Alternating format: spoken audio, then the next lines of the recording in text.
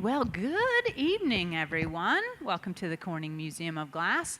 I just want to get us started here with a little introduction because we are starting early for our live stream that we're doing over the internet. It's not going to start till 5:30, but we wanted to get started just a few minutes early. So that's just to let the folks online know what's happening when this eventually goes on our YouTube channel.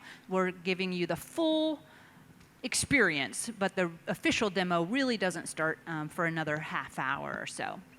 But this is Jeff Mack, and if you have any questions as we go along, please feel free to let me know. My name is Helen, and eventually we'll have an online as well option for questions, so it's a really exciting afternoon with us. This is going to be a very complicated process with lots of parts and pieces, a lot of process involved, and it's all inspired by the show that we have here at the museum.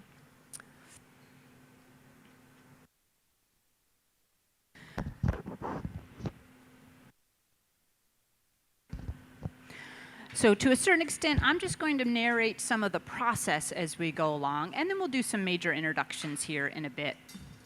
So Jeff is starting out with a roll-up. We are working with cane here today, and I'll go into much greater depth into how that cane is put together as well. But beautiful roll up there. We're just getting the cane just hot enough to start sticking together. We don't want them to really melt and stick to the sheet too much. But here we're just creating a tube out of all of these beautiful cane. Now, for those of you out there that know all about cane working and Jeff Mack, you might be really familiar with some very complicated, very technical work that he has done. But today is going to be a really fun one. This is a really unusual technique that I've never actually seen done. So I'm actually looking forward to seeing how this comes together as well. But now that he's got these beautiful straight canes, we've got a lot of manipulation to be done to create a very elaborate pattern. Now, cane in general are just strings of glass. You can start out with a solid bit of color,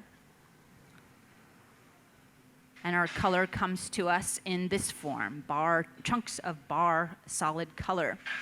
So we take those chunks and we put them onto the end of an iron. We gather some clear glass over top of that and then stretch it out between two irons to create a long string of glass. That long string we call a piece of cane. Now, in its simplicity, a clear cane would also work, but for this one we're using all white cane.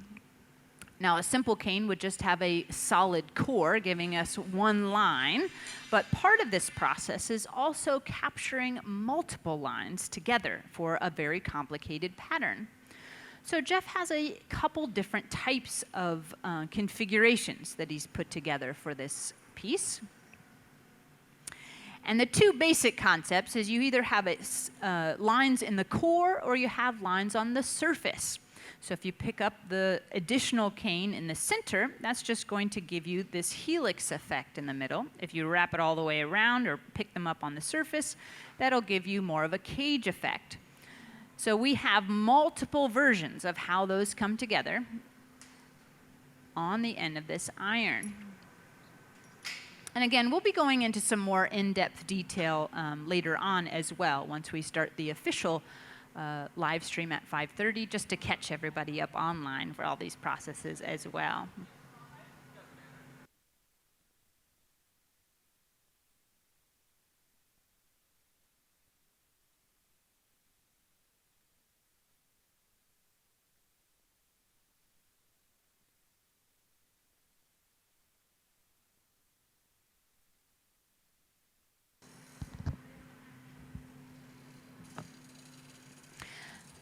You might be able to hear all of that texture on the surface. We still have a lot of texture on those canes. Typically when you pick them up, you want to pick them up just a little bit cooler so that they don't stick to that ceramic plate that you warm them up on. And that means that there's still a lot of really good texture. Some techniques you want to keep that texture, like if you were doing a reticello, you wanted to trap air in between two layers, you could leave some of that texture. But I do believe Jeff's going to be really manipulating this a lot to create a lot of additional textures.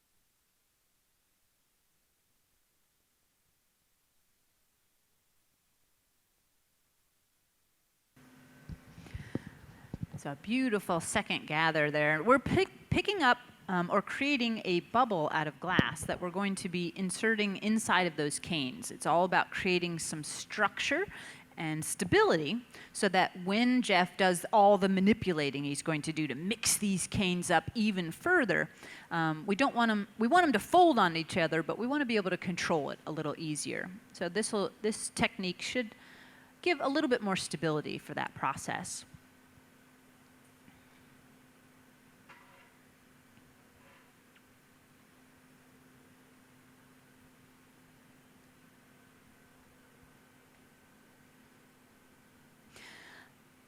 You can see what a wonderful shaping tool that Marver table is. Just a big slab of steel that we use to help shape our glass on quite often. It also robs a little heat away from the glass. So depending on the process at hand, you can also use it as a heat sink. So here we go, stuffing one inside of the other.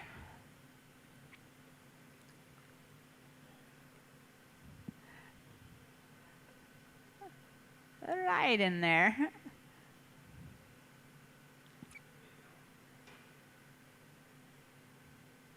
So the thinnest possible layer on the very inside, and then as soon as the glass is just the right temperature, we can break the rest of it away, and that will just kind of shellac the inside with a really nice thin layer of glass.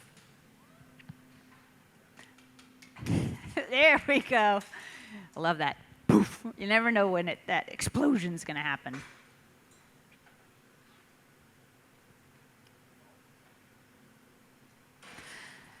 So now we've got a nice little layer inside. That is, it could have maybe picked those cane up on a bubble itself, but that would have added a lot more clear glass to the inside. So you can take canes and pick them up just like you saw here, where it was just by themselves, and create objects out of those canes alone, but that tends to be fairly delicate. So some gaffers will also roll the cane up on the surface of a bubble and use it more as a decorative surface effect. But again, too much glass for this process could complicate it. So now that he's got a really thin layer on the inside, and you can imagine that technique could also be done using color. So you could add just a veil of color on the inside of a piece if you wanted to. There's lots of ways of fitting bubbles inside of other bubbles to create all kinds of really fun patterns.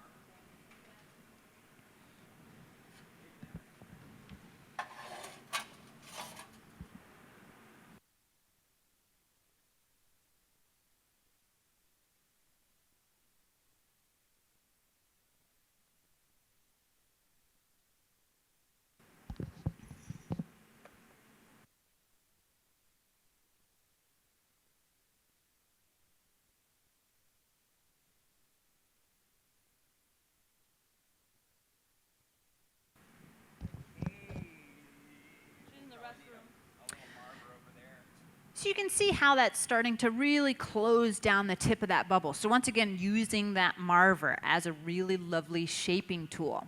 It wants to close off the end of that bubble so that then we can add pressure to the inside.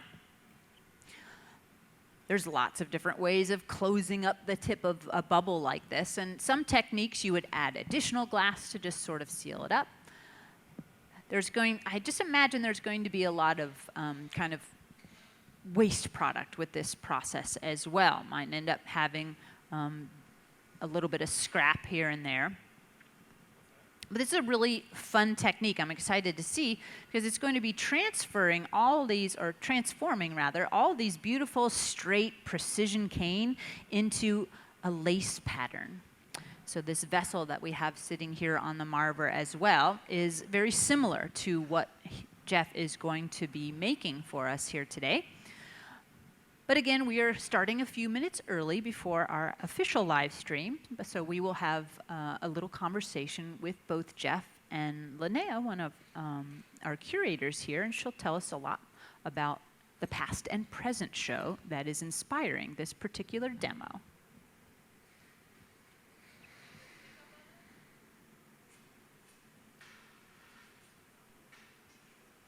So you might notice the subtle difference now. As he was turning, he held the piece in place. That creates friction on the tip of that bubble and starts to spiral all of those canes. And you might also notice that the color, everything has gone from a fairly stark white to now it's starting to look a little bit more orange. That tells us that we're making it warm and soft. We can see all of that heat reflected, and to twist that cane in a nice even way, we want to make sure that we've built up an even amount of temperature. If you get too impatient and you only have the tip of your bubble hot and you go to try to spiral it, you'll probably end up just mashing all the tip, and then nothing will happen next to the pipe or up on the upper ridge. So with years and years of experience, almost 30 years of glassmaking experience, Jeff really understands the temperatures that are necessary, and that's really the key to success in any kind of glass blowing that you're going to do, is of course understanding those temperatures and recognizing those very subtle visual cues of both the movement and the glow of the glass to help you dictate your timing.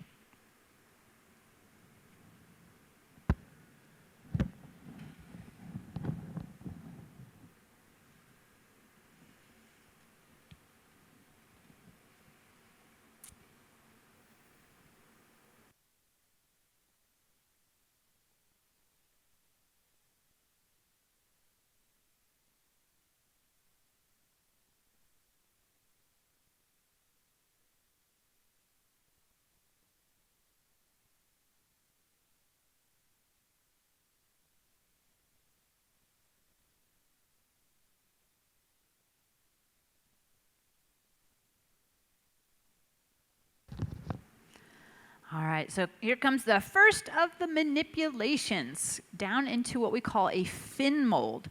It's very similar to the optic molds that we use on a regular basis here at the museum to create pumpkins, to create vessels and different objects. But the beauty of the metal one is that each one of these fins can be taken out and replaced or moved and adjusted.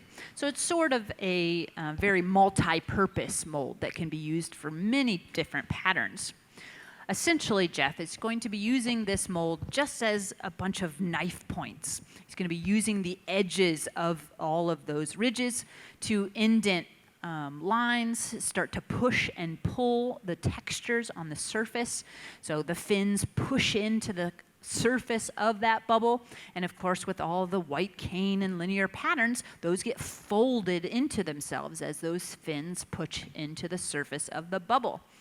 So to make this lace pattern, I imagine we'll go into that mold many, many times to get it, 2 more times, to get as many of those kind of push and pull and mix effects to really get an elaborate lace pattern.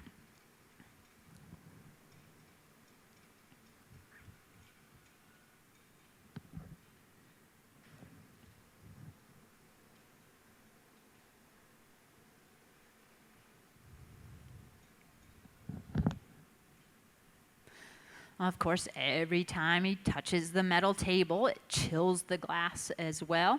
So there's only a finite amount of time that Jeff has to be able to manipulate this glass before it's just too rigid and won't move any further. We often think about glass as having a skin and a core heat as well. If you can imagine that bubble being nice and hot everywhere, as soon as it comes out of the heat, well, the surface is going to start cooling faster than the inner core. And especially touching that metal table, that's going to chill the surface even faster. So there are some techniques as well that you want to take advantage of that. Say he wanted to take all that texture and pattern and get rid of it, smooth out the surface and make it a pristine surface. For example, if you want to gather over it or layer up some more glass, you wouldn't want all those textures to be on the surface, otherwise they'd trap air when you went back in. So if we take that bubble and it's really hot and you roll it on the table, you're just pushing glass around.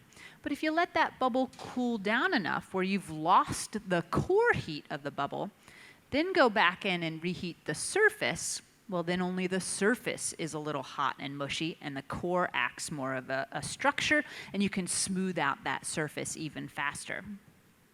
But for now, we're not trying to smooth out surfaces, we're just trying to mix patterns. So all of that texture is very necessary for the success of that lacy pattern. And I see sometimes he's twisting to the left, sometimes he's twisting to the right, trying to get it really mixed up.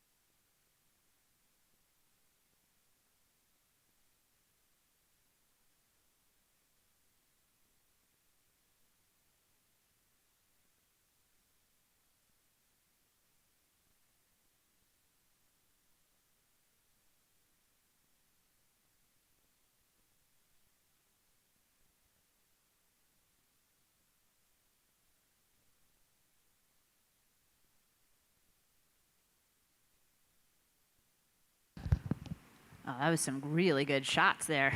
Getting some good detail on our patterning. Now, one thing about glass making, it seems like it's this fast and furious process, but there's always these techniques that it takes longer to set up the conditions in order to get that fast and furious, beautiful final object. So to start out, we had to, of course, pull all the cane, and that took a while to get all the cane together. And you can see how much manipulation is going into the process of making all of those canes into this lovely lace pattern. But the coloring techniques, that can be the majority of your time getting a piece ready to blow out. So we will be manipulating this bubble until he gets just the lace pattern that he wants. And then eventually we're going to be cutting this pattern up into pieces, taking those individual pieces, putting them onto a pastorelli to stay warm, and then we'll return those pieces bit by bit, piece by piece to Jeff, and he'll be puzzle piecing another vessel together using these random pieces.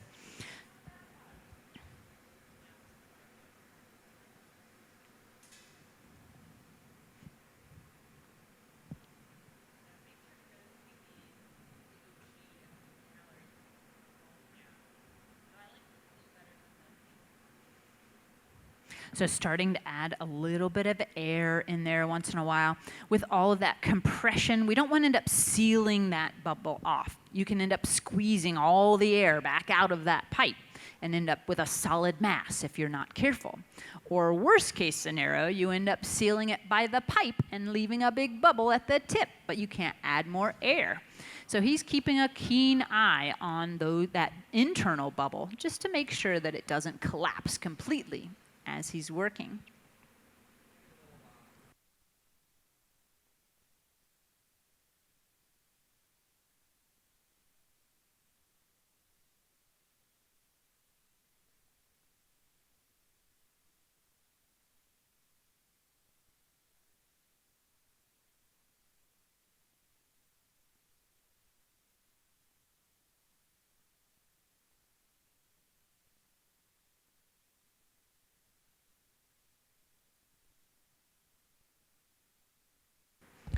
Working together, it allows Katie to blow into the pipe and allows Jeff to watch the action. Again, making sure that the thicknesses and the bubble are just in the right place and right thicknesses. It's very common for glass workers to work in pairs, at least like this. We've actually got a team of 4 today for this particular piece.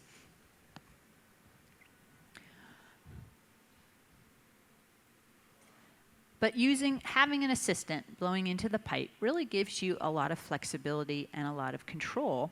But there is a bit of a time lapse. You have to tell your assistant, blow for me, blow harder, blow softer. So it's good communication is necessary as well. Katie could get really excited and blow really hard and just blow the whole thing up and destroy the whole piece. So a lot of trust goes into that partnership of gaffer and assistant.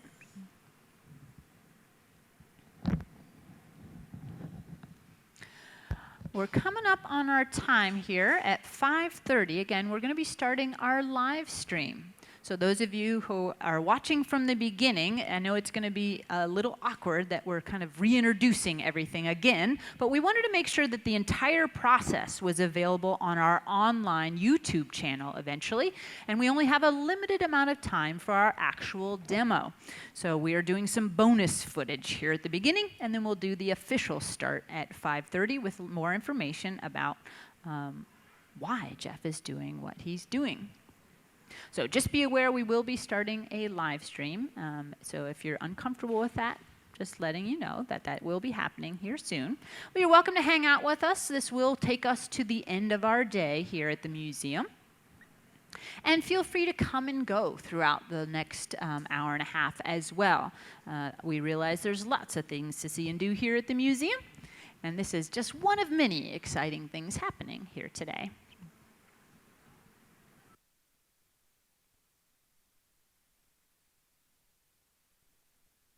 Beautiful lace pattern. So we're going to transfer this off of the original pipe, getting rid of the excess that we don't need, and now we've got a nice clean bubble to play with.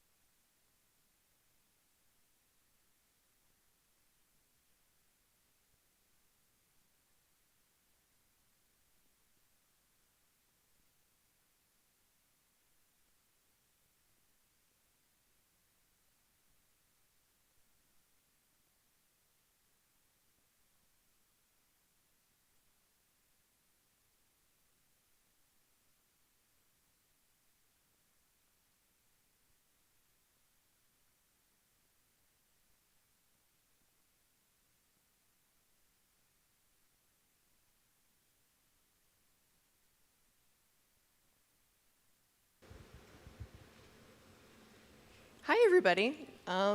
My name is Linnea Seidling. I am the assistant curator here at the Corning Museum of Glass. And tonight, I'm in the Hot Shop Amphitheater to introduce a demonstration that is a collaboration between our amazing hot glass team here at the museum and the curatorial department. The hot glass team had the great idea of featuring the museum's new exhibition, Past, Present, Expanding the Stories of Glass, in a series of demonstrations inspired by works in the exhibition. So tonight, we are here with Jeff Mack, manager of hot glass programs and projects, and assisted by Helen Tiegler, and also narrating tonight. And also we have Catherine Ayers over there, and then we have Katie Hubbs as well, and then I think Anna Johnson will be joining us later. So a little bit about the exhibition. If I could pull up the first slide, thanks so much. Past, Present, Expanding the Stories of Glass opened in May and will be open here at the museum through January. It features objects pulled from across our vast collection of over 50,000 objects, and it was co-curated, meaning that each of the museum's curators was responsible for a different part of the show. If you could do the second slide. Past Present is an exhibition of objects with rich stories pulled from across the museum's collection. The stories of objects are always evolving, but what remains constant is that they provide connections with the past in ways to consider human experiences then and now. I don't have enough hands to hold my notes, a microphone, and the PowerPoint clicker. So in 11 groups of objects, we feature objects and their stories accompanied by thought questions, digital displays, and activities meant to spark conversation and encourage our visitors to actively participate in the exhibition. So the group of objects that we're going to be looking at tonight explores the theme of resilience. There's another photograph of our great exhibition space upstairs in the 35 Centuries Gallery. And then here is the vignette that I will be talking about. So each object in this vignette tells a story of a woman who underwent tragedy, becoming a refugee during World War II and building a new life in the United States. And get a better look at the two objects. So the piece on the left is a work by the artist Shari Deans titled I Spy, and she made it sometime in the 1950s.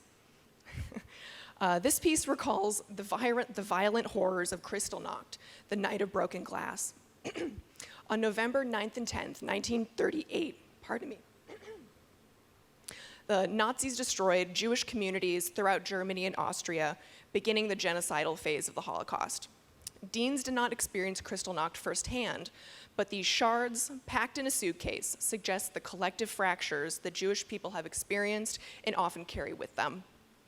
The shards of their lives and communities, like the shards of glass from that night, were packed up in a suitcase, and those lucky enough to flee brought them to new lands to begin to repair. And yet, the piece is not just about fracture. It's also about resilience, about composing and organizing the shards of a life shattered and seeing new reflections. Again, not enough hands. If you go back to the previous slide. Okay, so the piece on the right was donated to the museum in 2017 by a woman named Roberta Elliott. It was made in Bohemia, a region in Germany, sometime in the 1910s. In 1938, Roberta's family was tipped off that their names were on a Nazi deportation list. They fled Vienna, Austria, to the United States. But before leaving, they were able to place all of their possessions in the care of a non-Jewish colleague of Roberta's father. Most Jewish families who fled during the war lost everything. But remarkably, the Elliots managed to reclaim all of their belongings after the war. Throughout her life, Roberta has endeavored to pay her family's experience forward, even working for the refugee agency that helped resettle her family in the United States.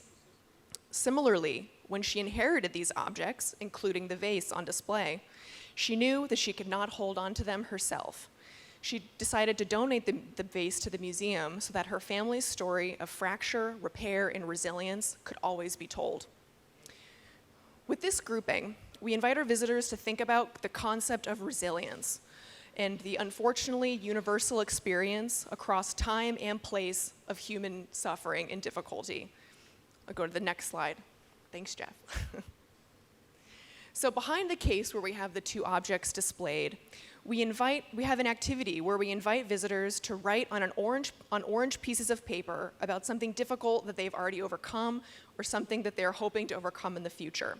And they fold up the piece of paper and add it to the cracks of the wall. We hope that this will be a cathartic experience for visitors, and seeing all of the pieces of orange paper will show people that they are not alone in their challenges, that everyone knows what it's like to experience loss or to struggle and to persist in the face of it. So, Jeff, so can you tell us about what you're making tonight and how it connects with the theme of resilience that we have highlighted in past present? Thanks, Linnea. Thanks for being here. And if you haven't seen the show past present, make sure to come down to the museum and check it out. There's a lot of inspiring themes and just a new way to look at glass objects here at the museum and thinking about the stories that are behind them, even the stories that they've been through. So the piece I'm making, it emulates another piece in our museum that is in a case of modern glass up in the 35 centuries of glass gallery. It's on loan, and it's on display here currently. It's called Merletto Irregulare, and it is a piece by Archemede Seguso. So there is the piece. It was made in the 1950s, and I like to relate the vessel to the human condition, to the body. It's a great analogy to use for it. And this particular piece goes through a lot in the process of making it. So the process for making it involves a certain resilience to the glass. It has a very strong base color with the canes that can be twisted and manipulated, and that's what we just did. So the first part of the process is I'm rolling up traditional Zinfirico cane, which is patterned canes, and then jamming it into a mold, distorting it, really crumbling up the bubble, basically, to get what looks like kind of a lace, an irregular lace pattern. And then I take the cup, which Catherine has on the end of the punny right now. So that's made already, just because we have limited time. The crew here has recorded the first part of the demo. So when this is posted on YouTube, the whole process will be shown. But we've made a vessel already. We're going to cut it apart, and then we're going to put it back together. It'll be something completely different. Right now, it's sort of a vase, a small vase. It's going to end up being a small vase that's patchwork together. And you see the one in the image here is patched with a pink glass. The one I'm going to make today is going to be patched with blue glass. So what I'm trying to get across here is that I'm putting this piece. It starts off as one thing, and then it's systematically cut to pieces and taken apart, and then it's re-put back together. It becomes something totally different. So that's kind of the idea and the concept behind using this piece as an example and being inspired by resilience in the past-present exhibition, which is a great little prompt for this. So. Yeah, so I'm going to get going and hand it back to Linnea, and then Helen Tegler will be taking over the narration while we're making the piece. All righty. Well, thank you, Jeff and Linnea. Let's give them a big round of applause. Great introduction to what we're doing and why we're here today. So those of you who might come in just a few minutes after we got started, we are doing a live stream right now. So we are on the internet, and we welcome everyone from far and wide that have joined us here. We are really honored to be able to present these kinds of programs and special events, and sometimes they go on the internet. So keep an eye on our website. We've got lots of live streams coming up throughout the rest of the summer. A couple more relating to this particular show, past and present. And each artist who has been chosen to demonstrate an object is taking those themes from the show and creating their own works of art related to some of those themes. So it's a great show. I had a chance to pop in there yesterday and read all the signage and look at all the pieces and everything. It's a really interesting show that I think brings to life the stories. That's really a lovely part of that particular show because we so often come to museums, we look at all the beautiful objects, and we may not really think about the story behind them or really understand the history that was involved in bringing those pieces to life. So hopefully, once you've seen a demo like this, once you've gone through the show, it'll give you a new appreciation for all of the things in our collection and all those possibilities and the stories behind them. So just to catch everybody up of what we started with, I know we talked a little bit on the live stream earlier. Again, it's a little strange that we got started a little early, so I narrated a little earlier on some of it. But just to catch everybody up on some of the processes. We've made this cup from cane, as Jeff has described. And the process is going to be cutting this cup into all these parts, and we need to keep all the parts warm. Glass expands and contracts as it heats and it cools. So if those little parts get too cold, they'll start to crack and pop. And so we're essentially creating puzzle pieces out of that cup. So we've got Anna here. She is warming up a pastorelli plate. This is a ceramic plate that's been coated with a ceramic release, and that will kind of make it easier for the glass. If it does get too hot, hopefully it won't stick. Glass has a tendency to be really sticky when it's hot. So when it warms up and sticks to things like metal, or like our blowpipes, or it'll stick to things like ceramic that these plates are made out of. We also, once we get all of these warmed, then we'll start piecing it back together. So most of what the team's going to be doing is a lot of heat maintenance over the next couple bit of time, just to make sure that all these parts stay in one piece. But if you look really carefully at those patterns that you see, that very complicated, almost looks like a string or cheesecloth that's been wrapped around itself. So to make that, we needed to start out with cane. Is there anyone out there that knows what cane is? A couple of you? All right. Well, for those of you who might not know what cane is, this is an example of it. And you can see a lot of examples of cane. It's a very old process, and it can be used in a lot of different ways. We'd be here all day talking about all the possibilities. So I'm really just going to focus on what Jeff has done with cane. But we start out with a rod of glass. Now, the most basic cane would just be clear. You gather some glass, you shape it up, you pull it between two irons, and you get a long string of glass. We'd chop that up, and the section would be called a cane. So we started out with some white cane. Started with a core of white color, gathered clear on top of it, and then pulled that out into a cane. So if you think of it looking like a pencil, the lead would be the white and the wood would be the clear glass. So we're having a core of white, which is a long, thin line in the middle of that clear. Now, in order to make a very complicated Zinfandel cane, we needed to use cane to make other cane. So we took maybe 5 or 6, you can do up to 10, 12, it really depends on the kind of cane you're making. But he took a few canes, it looks like 3 for this particular one, picked them up on the core, gathered clear glass over top of them, and then rolled that package of glass through more cane. So picked up cane on the surface. So now we've got cane running through the core, and we've got cane running on the surface, like a cage on the outside. And this is all solid mass of glass. So when we go to pull them into their cane, if we just pull, those lines would stay straight and stretch into a nice straight pattern. But we wanted to have a twist effect. So the gaffers actually twist the pipes as they go apart from each other, and it creates that helix in the center and the cage effect on the outside. So Jeff had a couple different versions, 3 different versions of these Zinfandel canes, and we laid them all out on a very similar pastorelli plate to what we're using to keep all the parts warm, and warmed it up in that reheating chamber, just like Anna's doing right now with all those little parts. We got the glass just hot enough so that they started to melt together. Once those little individual canes started to melt together, that essentially created a sheet of glass made out of all these little canes. So once we have the sheet of glass, then we roll it up on the end of the pipe. We make like a donut on the end of the blowpipe, and then that's going to be what we attach all those little canes to and roll them up together, and then squeeze down the end of that tube, and that essentially gives us a bubble. And we can make pretty much anything we wanted out of that texture or that decorated bubble. Well, what Jeff did was to actually take that textured or decorated bubble and stuff it down into a mold a few times.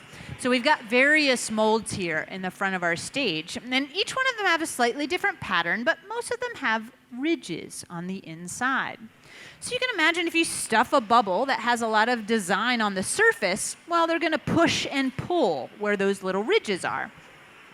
So that's how he did a lot of the mixing of those cane. Putting it into the mold, twisting it, putting it back into the mold, twisting it again, and just kind of pushing and squishing it around until we got that beautiful lace effect out of those cane. So now that we have our cane, is there any questions to start us out here? This is also a good time to remind you that not only I have a microphone, my name's Helen, I'm happy to answer questions in-house, but we also have our online, so you can ask questions online, and Amanda will get those questions to me, and we'll be able to answer them. But do you have a question to start us out? That's a great question. How are we going to put it back together? I know, it's hard to wait for the whole thing to not just see it play out. But to be 100% honest, I don't even know how we're going to put it all together. I've never seen him do this technique before. But the theory is that we're going to take all those little pieces. Now, does anybody out there like to play with puzzles? Yeah, I really like puzzles too. And you know, when you've got all those puzzle pieces, you got to figure out how they kind of match together and lay together so that they create one picture. Well, Jeff is essentially making a lot of puzzle pieces. So the hard part's going to be putting this puzzle back together. And we can't just get the glass to stick. Well, we could get it to just stick together, but we're going to use additional glass like glue to help stick all the parts back together. So here on the Marver, you can see that beautiful lace pattern with the blue in between. This is pretty much what we're making, is a vessel like that. So once we get all these parts and pieces cut from the original bubble, then we'll start to rebuild it, and using blue glass like glue in between to stick all the parts back together. It should be really fun. But great question. Thank you for that. Is there any other questions that we have out there? They can be about glass or about our gaffers, about the museum. Yes? Yeah, what's the advantage of cutting them into pieces and putting them back together? Well, one thing is that it's a good challenge. That's always fun. We are also looking, of course, at that idea of resilience. And when you're looking at glass, when you're doing a one-off, there's not as much danger. Meaning if you gather some clear glass, you blow a bubble, you can make a simple form, and you'll probably get a simple form out of it. But if you start to delve into more complicated processes, it ups the ante on the success rate. It can make a greater likelihood of failure or happy accidents, I like to say, because sometimes you discover things when making accidents or making those explorations. So when you're looking at the pattern that we see on the vessel here, you might notice that everything's kind of angled, like the designs are in different directions. So one of the biggest advantages of doing a process like this, and I'm looking at this as sort of like doing Marini, and I'll go into Marini in a second for those of you who don't know what that is, but I kind of look at it as piecing together so that you can be in greater control over that pattern. If it's just one big pattern, we wouldn't be able to fit in all of the little spaces in between. Even if we drew that blue onto the surface, we'd still see the lace pattern underneath it. So it's just another way of creating a more complicated pattern with a little bit more control in some angles, but a little more adventure, let's say, on the other side of it. But yes, it'll be very exciting to see the resilience of this piece as it comes together. That's one of the reasons why Anna is using that torch, just to making sure nothing gets too cold. And they're laying them out, I believe, in a very specific way on that plate as well, so that they can keep track of those pattern pieces and how they'll go back together. Now, one thing about glass, though, it's pretty malleable, right? It can be soft and squishy. So even if we don't get things to match up perfectly, part of the beauty of this pattern is its happenstance and how things fold on top of each other. And so for as crisp and exacting as a lot of the work that Jeff does and his inspiration from a lot of Italian techniques, this is one of the looser ones that I've seen him do, and it's really, really fun and exciting. Yes, ma'am.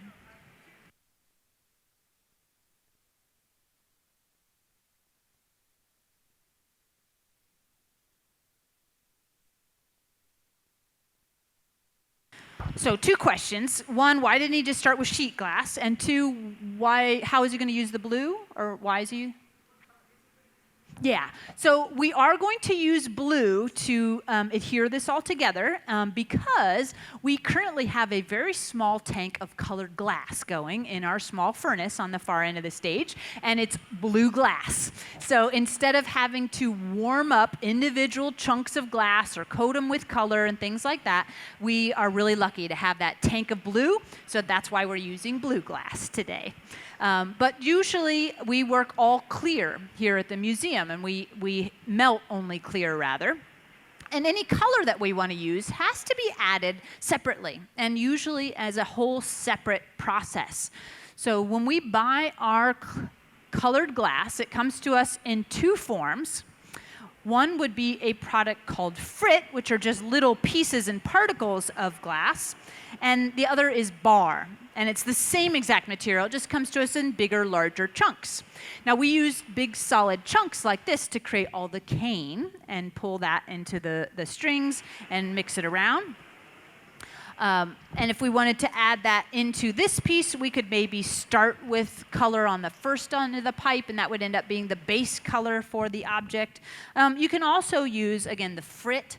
Frit would be little particles, so if you're looking at pieces that have maybe lip wraps on them, you could take a small amount of clear glass, coat it with the little chips, they melt into the surface, and gives you the illusion of a solid color, but it's actually only a surface treatment because we've melted that color to the surface. So all of that glass is made and formulated to be compatible. So meaning that they expand and contract at a similar rate, so that when it expands as it heats and it shrinks as it cools, they don't blow up and fight and explode the piece later on. So you have to have the right kind of glass. So if we were to take a pattern sheet glass and cut that up and make it into a pattern, that's completely valid, but there's not a lot of sheet glasses that are compatible with the glass that we use. So we have to kind of make our own sheet glass, and that's essentially what he's done. Just leaving it in a bubble form rather than blowing it into a cylinder, cutting off the ends, and then opening that up into a flat sheet. If you're curious about how glass makers make sheet glass, we did a demo a couple years ago. We had a Tiffany exhibit that came through, and we were doing a lot of demonstrations on how to make those sheet glasses, and I know that that is on our YouTube channel. It was a really fun process, but we were creating very highly decorated bubbles, blowing them into cylinders, putting them onto the pastorelli so we could slice it down then and flare it open, just like they did in some of the first sheet glass makers, using giant bubbles to create giant pieces of handmade glass. But even if we had the sheet glass that came to us in a certain way, then that, oh, we're going to start putting it back together already. Awesome. But yeah, mostly it's a compatibility process. Plus, it's just fun to squish stuff around. So this is starting some of that blue glass. And as he's piecing this back together, I just want to forewarn everybody that it's probably going to look like a bit of a hot mess for a while, right? It's going to be all these parts and pieces and lumpiness and everything else. But don't worry, it's all part of the process. We're going to piece all this together using all these different blobs of glass, and then he'll get the whole thing hot and get everybody nice and squishy and start to smooth that shape out a little bit so that then we can blow that out into the vessel of his final choosing. Those of you that are here with us today in-house, or those of you who are excited to come and visit in the future, I highly suggest you check out not only, of course, our past present show, but the little area of our 35 centuries that has these beautiful lace-like pieces that Jeff was describing and we showed on the screen earlier. There's a couple of them up there in slightly different variations, and all of them have this really lovely kind of free-form quality to them that really captures the bits and pieces, the movement, and the adventure that happens to pull this piece together in the end. Fantastic. So we are using a torch. Torches are wonderful additions to our process of glass making. They allow us to spot heat things. Now we have a 2,100 degree furnace that we reheat our glass in as we work, but occasionally, especially doing complicated processes like this, it's nice to have a little bit of focused heat. Now the torch that Anna's using right now is just propane, so it's what we call the fluffy. It's keeping things warm, but it's not really going to truly melt things as she's standing there. If we wanted to get a torch that would instantly melt the glass, behind her we'll have a handled torch with a little wood handle in red. That's a combination of both gas and oxygen, most commonly seen in flameworking. Anybody get to see our flameworking demo today? Hopefully, yeah. We got a really great new booth and setup up there. It's really exciting to see that all come back together here at the museum. But those torches are traditionally for flame working, and they can burn upwards of 5,000 degrees, really hot, intense flames that also have oxygen. So that big hot, clean flame can be used for very direct heating and very specific. So if we were going to piece this back together without using any of this blue glass, that could be a way of doing it, using the hot torch to spot heat the edges of the two puzzle pieces he wanted to put together, getting them just hot enough to stick together and not collapse. I really love that we're using this blue glass too, because these blues tend to show off the heat really well. And when I say that, showing off the heat, it's just seeing the glow, right? We know that glow and the orange that we see is not the color of glass. We know that it's the heat of the glass reflecting in that. And so as we add new bits, you can see where the last bit is still holding a little bit of heat, but the first bit is pretty much turned down to its color now.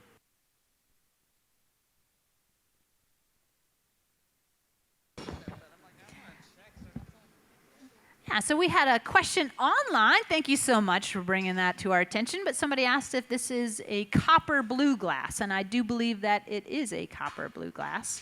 It is one that, again, we melted ourselves in a small tank over on the side of our studio. So it's very quick and easy for Katie to be able to gather out what she needs, the amount of glass that she needs, instead of having to use frits and powders and other applications of color to create that color.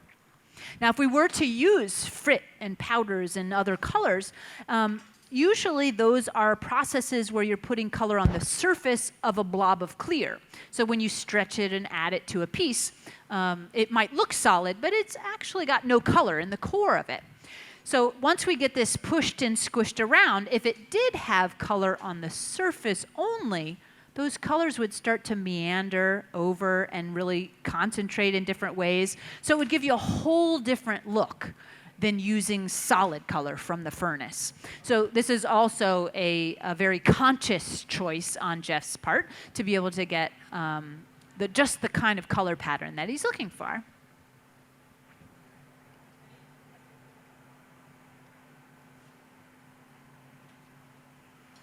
I'm loving this little setup that we've got here today. This is so funny. Sometimes if you don't have the tools, you got to make the tools, right? So we cobbled this together earlier today to make sure that it was nice and steady for Jeff, and also just not nearly as heavy. Those forks themselves, those are metal forks that hold that ceramic plate. You know, by the time you get the glass and the ceramic plate and the forks and everything, that's a lot of weight. Now, something might not feel too heavy when it's close to you, but as soon as you put it telescoping away from you, it's going to feel even heavier. So this is a really great solution to be able to make it a little bit more ergonomic, a little bit safer for the team to be wielding this back and forth and carrying all that weight around.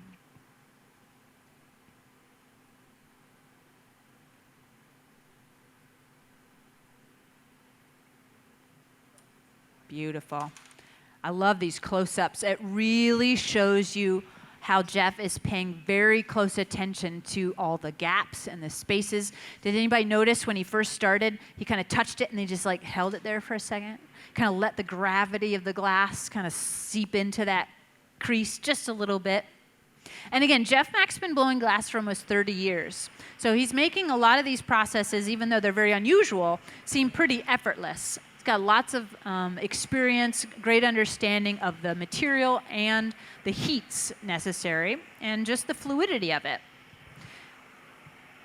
I have a lot of people that say, well, I can't be a glass blower. I'm not creative enough. I don't believe that. It's not always all about creativity. Sometimes it's just about learning a process.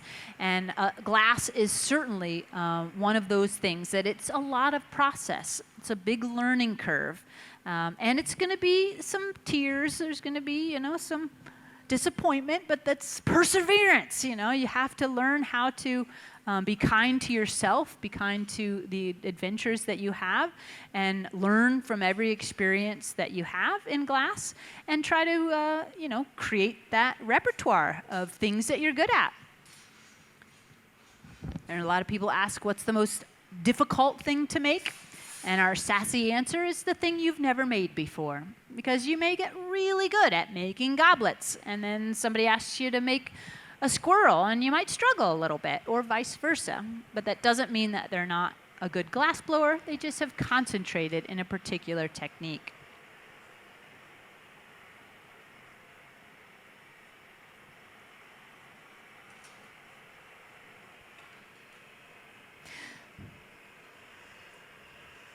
So we've got a lot of tools that we're using to help push this together.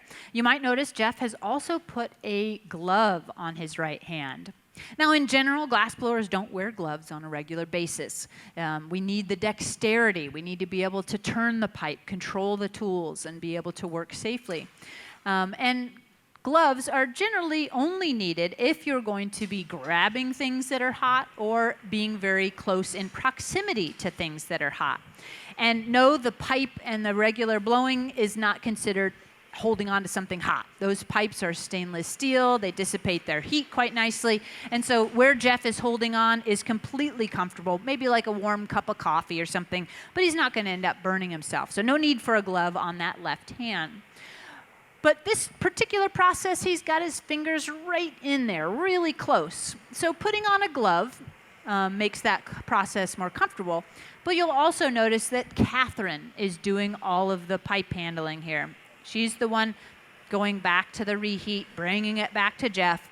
So that dexterity issue of turning the pipe with gloves, not as much of a concern. And Katie's getting quite the pinch point here. She's got to be careful to deliver this in a nice position for Jeff, but also, of course, not get herself too close to that pastorelli plate.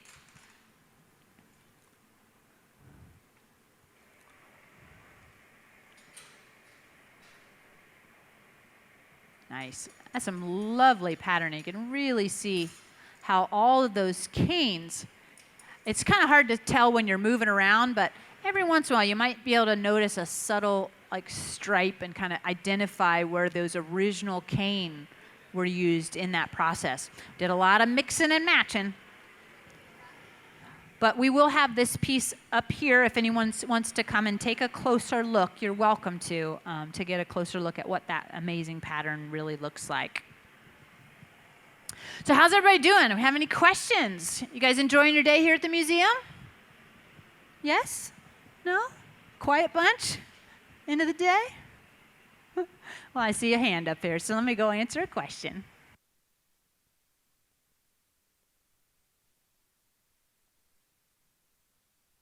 So what happens if one of the pieces decides to fall off? Well, I would imagine some of the wiggle room we have in this process is that if he didn't get every single piece back together, hopefully he could fill in another piece and squish it together and not really notice too much. But he is trying to rebuild that shape, very similar to what it started with. But he's given himself lots of options. Do you think you'll use all those pieces, Jeff? You're going to use all the pieces? Every single one, yeah. But yeah, it has a little bit of flexibility. But that brings up an interesting point, though, because a lot of times there's not a lot of recovery. So if we get to a critical point in a process and one of those pieces in the puzzle, meaning the bigger picture of the object we're making, ends up breaking or something gets dropped or something explodes, well then you can get yourself in a little bit of a pickle. It's kind of hard to keep making the piece if you don't have all the parts. Do we have another question from online?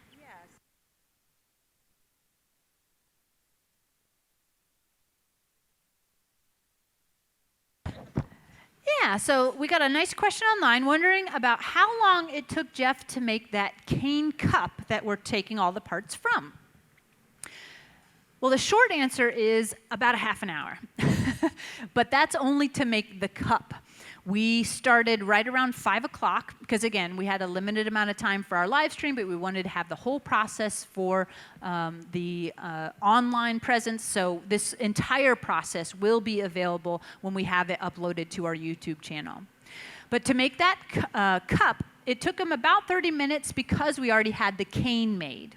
Making the cane, he could have maybe spent a whole day pulling cane. Because for each one of those Symphorico canes, the cage or the helix in that cane is an individual cane. So we have to make canes, and they take time to warm the color up and to gather over them, pull them out, let them cool, slice them up, put them back together, roll them up to make another cane. So the cane making process can be pretty lengthy. But once you have all those canes and the parts, we just laid them out onto that pastorelli. It takes maybe 5 minutes to warm them up and to get them warm enough to where they're flexible, and we can roll them up into the tube that then gets squeezed down the end of that tube to create the bubble, and then that bubble turned into that bowl that we cut up. But that's, again, also 30 years of experience that made that happen in such a quick fashion.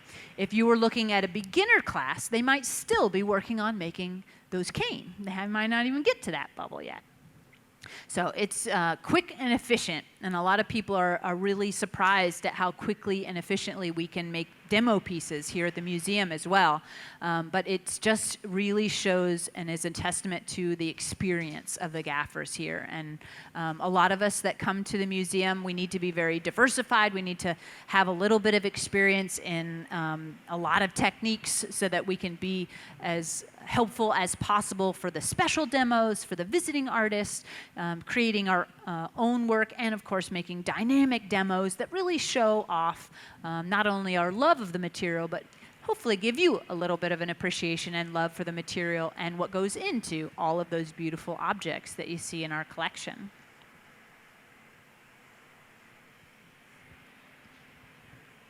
So any other questions?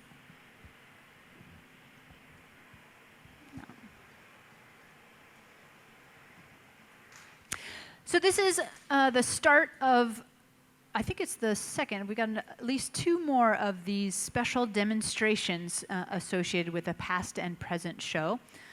We got Caitlin and Eric coming up, I believe, next week. Check our website for all the upcoming special events, live streams. But we got at least 2 more, and I know Chris Rochelle will be also doing one later on this summer. And they're both taking inspiration from our past and present show, one of those themes, and putting that together for the demo. This gives our team an opportunity to really stretch our creative muscles a little bit. And last year was the first year that we had done a collaboration with our curatorial team, doing demonstrations and getting their input. And it was so successful, we wanted to bring that program back this summer as well. So thank you, Linnea, for joining us and giving us a little bit of more inside perspective on these amazing pieces.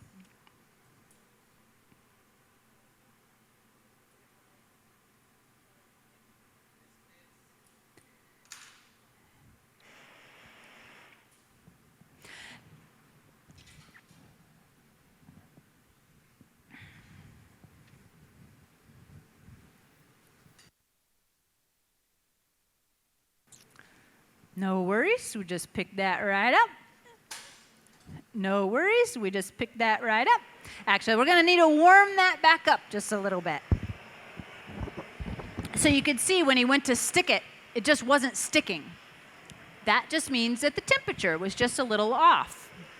So if the blue bit gets too cold, nothing will stick to it. And if that original piece, we're not getting those molten, so we're really needing them to have just the right temperature. And even a second's delay, and it's not necessarily an error, it's just sometimes the timing gets a little off, and it just doesn't want to stick. But there you go, it's good recovery. Let's give him a big round of applause, actually. It's been a while. Get some energy in the crowd. Awesome. Good recovery, Jeff.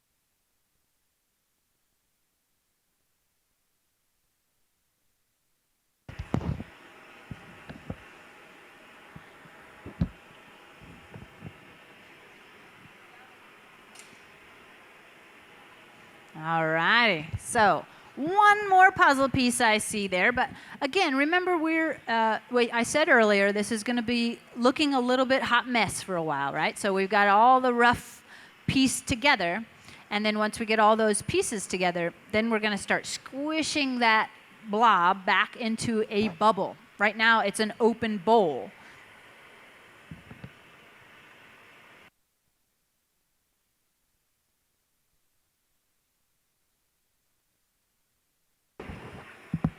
I just had to check with Jeff on some of the process, because again, I've not seen him do this either, so making sure I'm on track as well. But yes, now we've got most of the parts. You can see there's just enough hole there for that last part.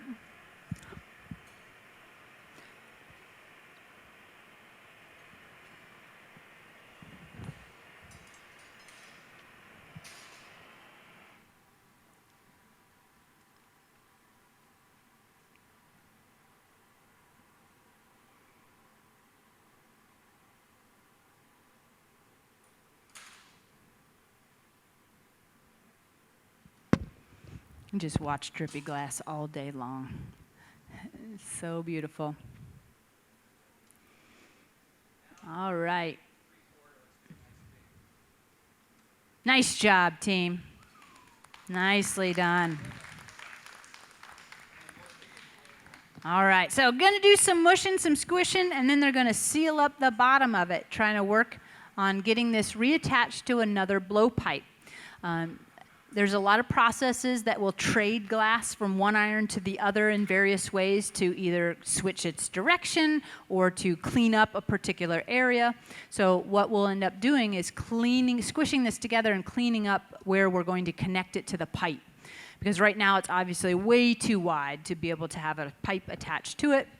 And I know there's a pipe attached to the bottom, but we want to put this back onto a blowpipe so that we can add air into that shape to actually get the blown vessel shape that we're looking for.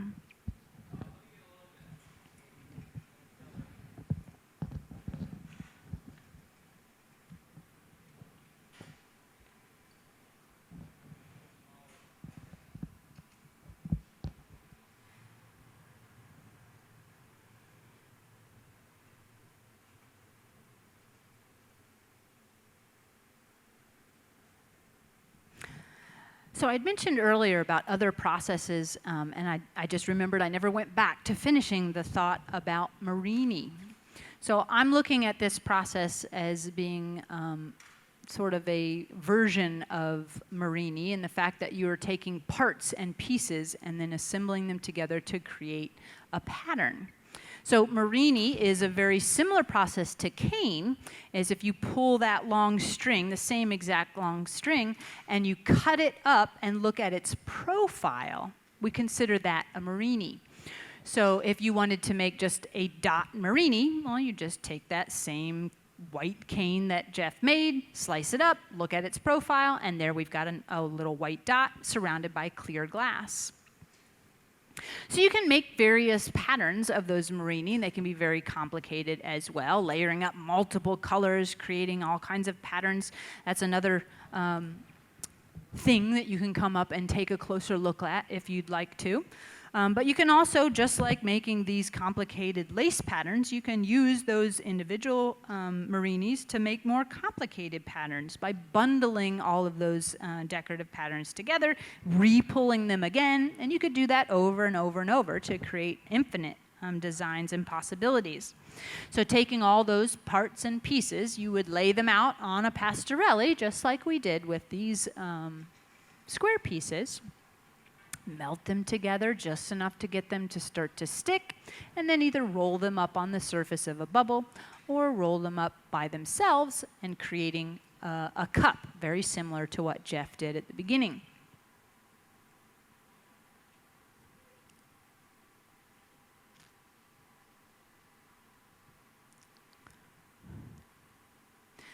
So this is a really beautiful big wrap.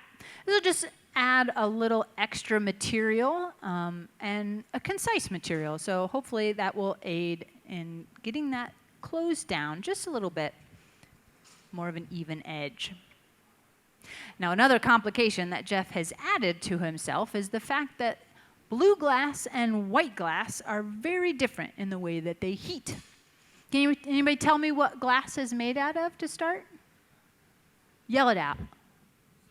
Silica, ooh, that's the pro answer right there. So we've got silica sand, and then what we add to that sand will give us different kinds of glasses. Now here at the museum, we're using a soda lime glass. That just means it has the silica sand, it has soda ash, and it has limestone. The soda ash lowers the melting temperature. Makes it a more soft and malleable glass. If you were to take sand by itself, it would take maybe 4,000 or more degrees to get it to melt, and it would be super stiff. You couldn't really form it into much. But by adding that other material, it makes it soft, it makes it malleable, and that allows us to play with it. Now, the limestone is also a stabilizer, so it will keep that chemistry from melting in water over time. And you don't think of glass as being permeable to water, but if you don't get the chemistry right, it can. It can melt, it can kind of degrade, and you'll see examples of that in any glass, any museum that has glass, ancient glass, and you look at the surface and it might have little tiny cracks or chisels or maybe kind of an oil slick look to it. That's the chemistry kind of breaking down over time. So if you want to use color, then you have to add things to that mixture to create the color. So for our blue glass, we added some copper and a couple other metallic oxides to create that beautiful color. So once you have those colors, though, they're going to melt slightly differently. And some of it has to do with the chemistry and what you add to it. Different metals, different chemistries will melt at higher or lower temperatures or soften faster. And then we have things like white. White is considered one of our stiffer colors. It takes more energy to get that white to become soft.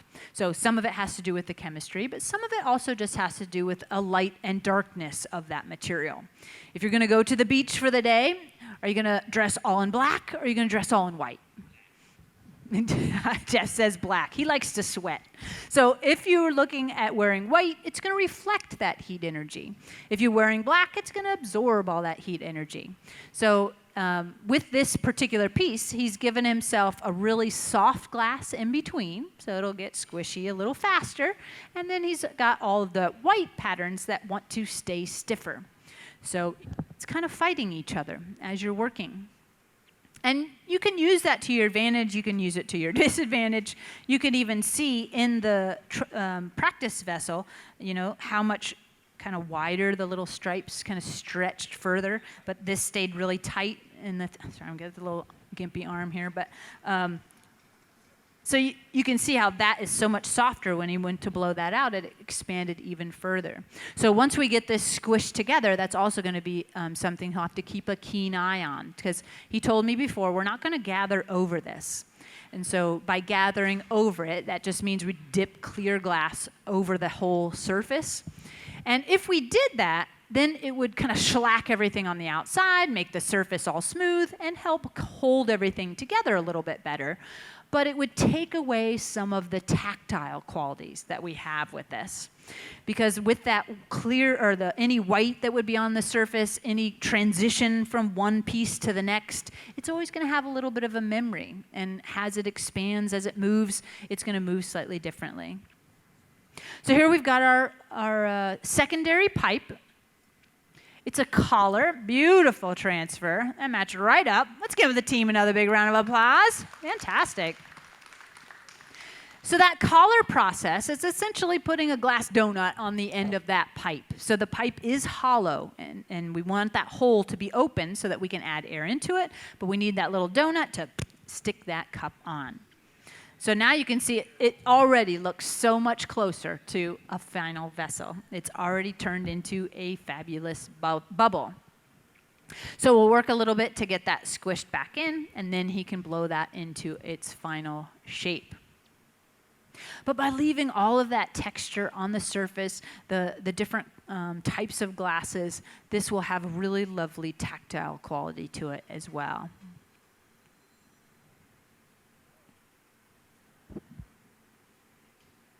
I like how flipping that around, it automatically puts a nice white on the bottom too, right? It gave it a really lovely foundation. And so it also has, if it works the same on this one, it leaves all that blue glass that was on the bottom now on the top, so it's sort of self-rimming with its own lip wrap. Now those little connections, we added a little extra glass to the bottom of that cup just for security purposes. That extra weight or thickness makes sure that we didn't break through the bottom of it. So smoothing that out a little bit and then thickening that up even further with some clear glass on top. By the time that all melts in, you won't really notice that too much. Oh, you're opening it back up? I guess he's doing something different than what I thought he was doing.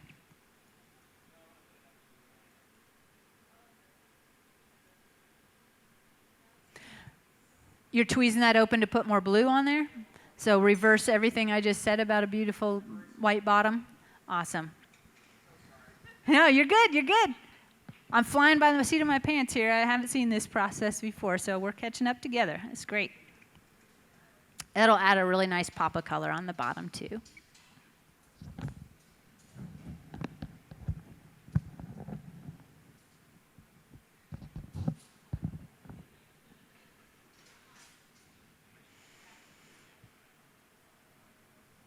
So hot glass, just using the hot glass to essentially melt a small space on the bottom of that bubble. And you can see how he's digging those tweezers in. Now, it's not just poking the tweezers, it's actually using the tweezers to push a negative space. So as he puts the tweezers in, he lets the pressure off of them, they widen, and it stretches the glass just a little bit. If you keep kind of digging as you poke through, eventually the glass will be so thin it'll just pop, pop, and he can get those tweezers all the way through. Now, if he were to use the furnace and just try to heat the bottom of the piece to be able to poke through there, the shoulders, the more of the vessel itself would have gotten hot, and it started to move around. It'd be a little harder to control. So this is just kind of a quicker way of poking a hole in the bottom. Other possibilities could have been to use the hot torch to do the same thing. Again, spot heating very specific, tiny little areas, and then poking through with that. So it kind of looks like he's building a very similar structure to what all of those puzzle pieces would have been. And then we're going to fit in a little bit of glass there.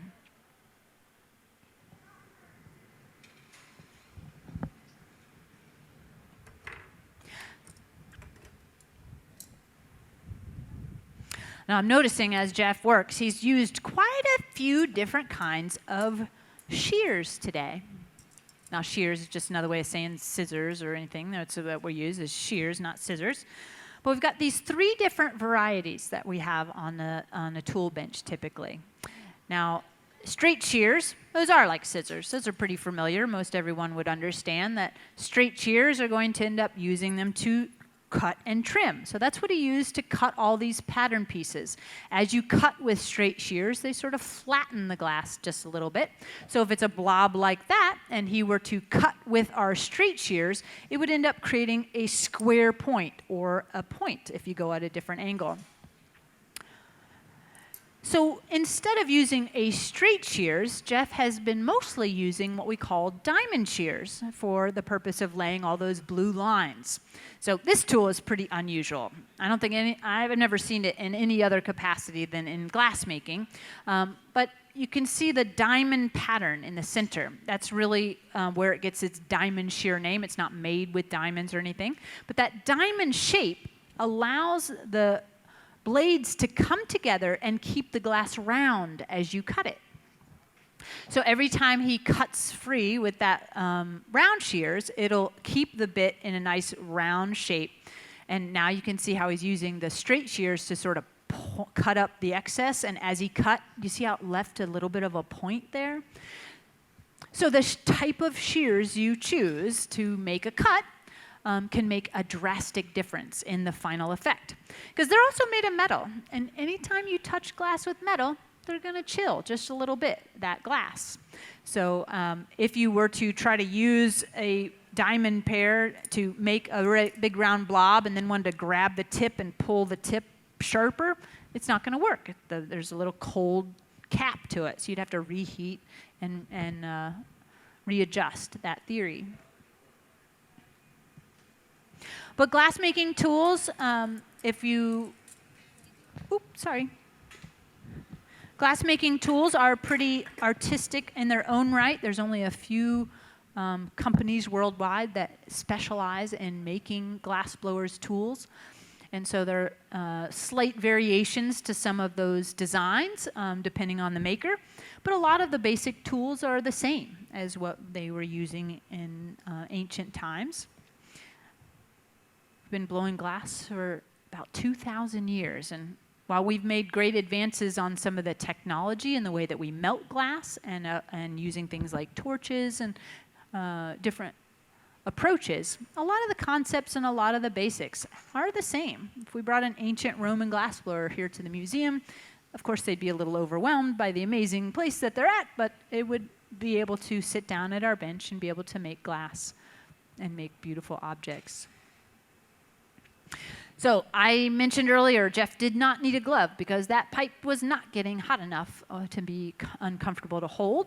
But if it does tend to creep the heat up a little bit, if it gets a little too hot to hold, we've got a pipe cooler. So just spreading a little water on that iron helps cool it and make it a little bit more comfortable.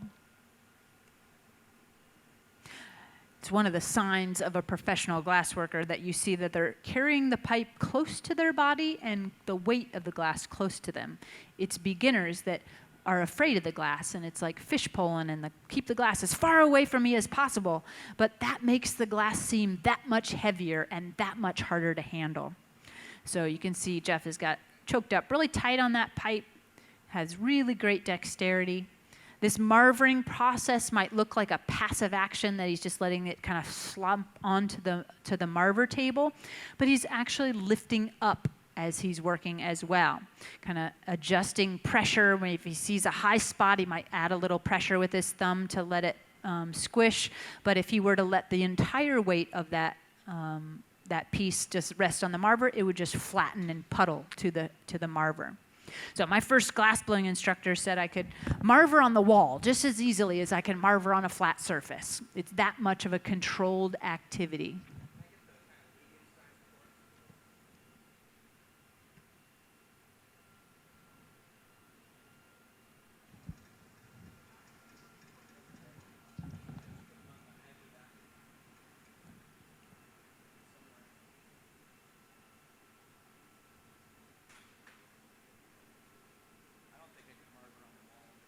You don't think you can marver on the wall? Need a little more gravity? I mean, it's not an ideal technique, but the theory. Yeah.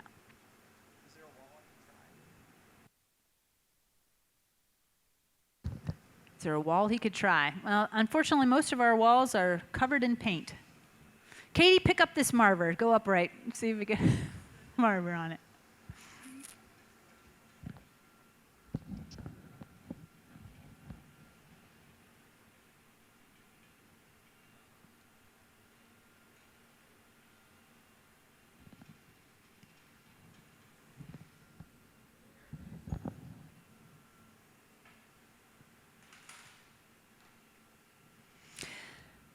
So now that we've got it pretty well pushed together, start working on the expansion. So Catherine has jumped in. She's inflating the glass for Jeff. This partnership is fairly common in glassmaking, having another assistant down inflating the glass as you are watching and containing or manipulating that glass. With all those different pieces, with all the light and dark, the soft and stiff, there's a lot of potential for a blowout or irregular things to start happening. So if Jeff were to blow the glass for himself, there's sort of blind spots that happen as you're blowing down into that pipe. So this gives him the best control, being able to really visualize as the glass is moving and having that assistance. Also, turning the pipe, holding it up in the air, that's allowing gravity to elongate it at the same time as they are turning. It's another sign of a professional glassworker. You see them kind of multitasking and trying to accomplish as much as they can in each heat. So good teamwork there. We got any other questions forming up there? Yeah, I'll come chat with you.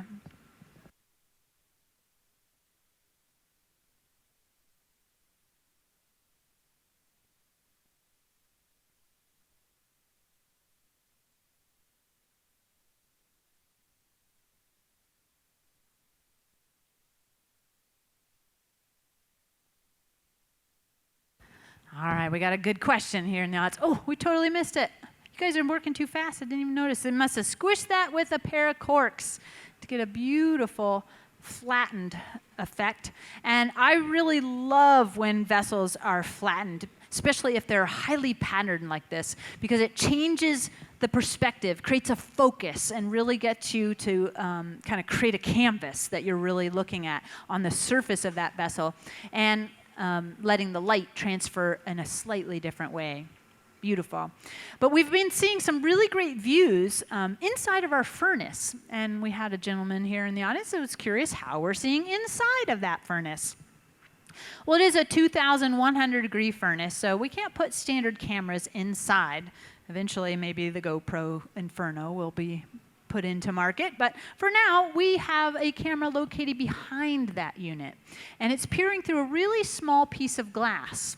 And so if you later on kind of look in there, you might even see the little black square in the very back of that furnace. But that special window has to be made of a particular kind of glass. We talked a little bit about the chemistry of glasses, and if you change the chemistries, you change their working properties. So standard windows are made of soda lime glass, just like we are melting. So if we made a standard window and put it behind that furnace, it would just melt out of the back of that furnace. So we had to find a glass that was temperature resistant and, of course, optically clear to be able to see through it and the standard camera located and protected behind it.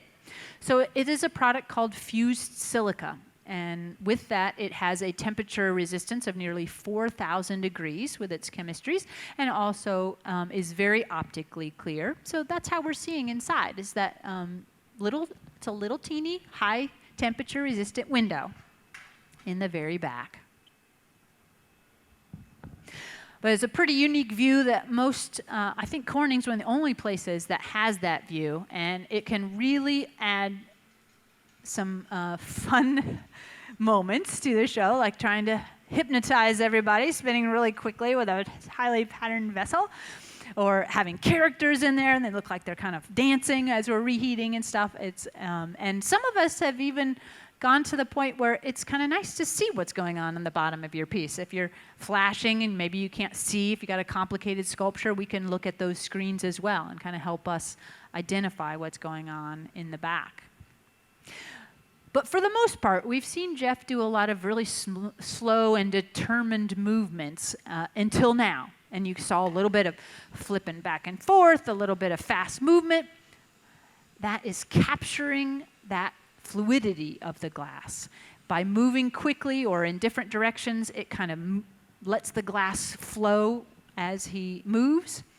And so as it might have seemed a little bit haphazard, but he was watching and he understood, oh, I want this part to move a little bit down, a little left. And so all the angles that he holds that piece, holds that pipe, highly influences the final shape.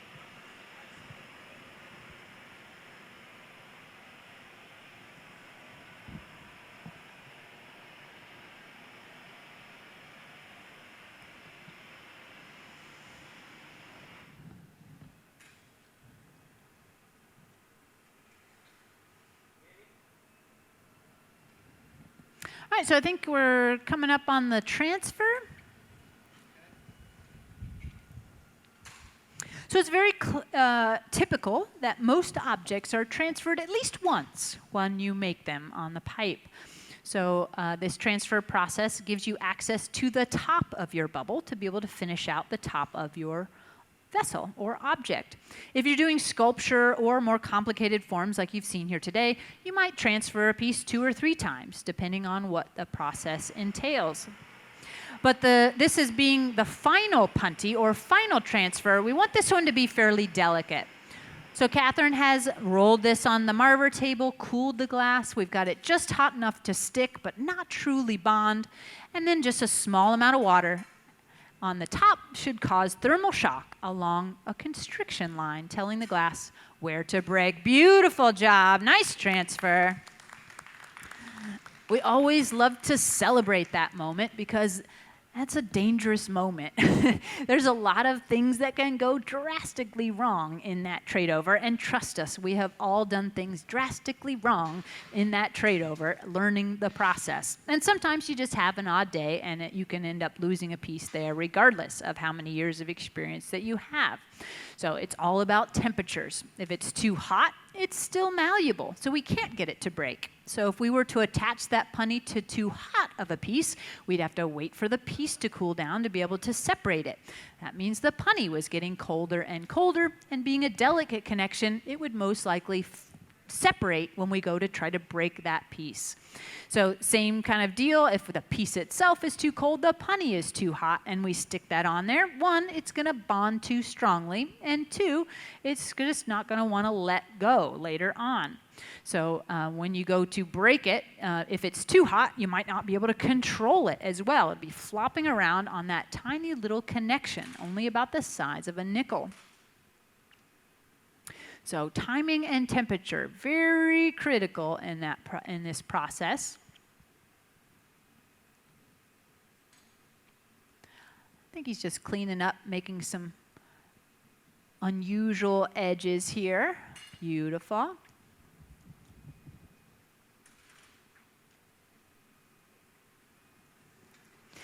And also gravitating towards those straight shears. But those straight shears that he used are a little bit unique. They're called duck bills. So they got these like little duck lips on the very ends of them. The main difference with this is that they never actually close all the way. You can see the tips never actually touch. So when you use these are really popular for trimming the surface or the edge or opening of a piece, because as you cut, you're not letting the little nips that can happen with a regular pair of shears. Not to say you can't do a lip cut with a regular pair as well, but these become pretty popular around here because they just have a less likelihood of those chip marks. All right, a little capturing of fluidity here, letting the natural tendencies in the material, building up just the right heat to get it to move just like he wants it. And now we've got a nice narrowed top. Beautiful. What do you think, folks? Isn't that gorgeous?